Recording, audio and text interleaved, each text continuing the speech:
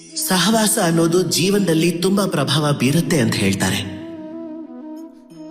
ಹಣ್ಣಿನ ಬುಟ್ಟಿಯಲ್ಲಿ ಒಂದು ಕೊಳೆತ ಹಣ್ಣನ್ನ ಇಟ್ರೆ ಆಗ ನಿಧಾನವಾಗಿ ಎಲ್ಲ ಹಣ್ಣುಗಳು ಕೂಡ ಕೊಳೆತು ಹೋಗುತ್ತವೆ.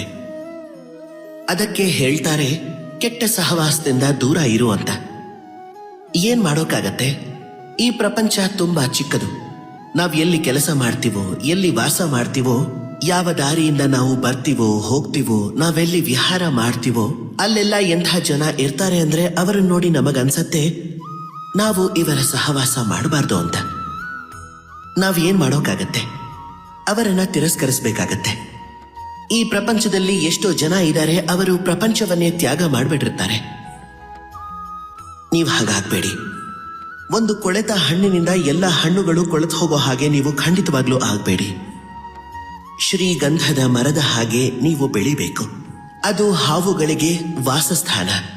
ಅಲ್ಲಿ ಬೇಕಾದಷ್ಟು ತುಂಬಾ ಭಯಂಕರವಾದ ವಿಷಕಾರಿ ಹಾವುಗಳಿರುತ್ತವೆ.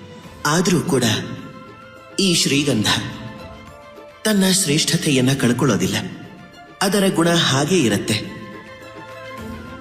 ನೆನಪಿಟ್ಕೊಂಡಿರಿ, ಈ ಪ್ರಪಂಚದಲ್ಲಿ ಸಹವಾಸ ಬದಲಾಯಿಸೋಕ್ಕೂ ಮುಂಚೆ ನೀವು ಬದಲಾಗಿ. ನಿಮ್ಮನ್ನ ನೀವು ಎಷ್ಟು ಶಿಸ್ತಾಗಿಟ್ಕೋಬೇಕು ಅಂತಂದ್ರೆ ನಿಮ್ಮನ್ನ ಯಾರು ಗೊಂದಲಗೊಳಿಸೋಕಾಗ್ಲಿ ಕಲುಷಿತಗೊಳಿಸೋಕಾಗ್ಲಿ ಸಾಧ್ಯವಾಗಬಾರ್ದು. ಬನ್ನಿ ನನ್ನ ಜೊತೆ ಪ್ರೀತಿಯಿಂದ ಹೇಳಿ, ರಾಧೆ ರಾಧೆ.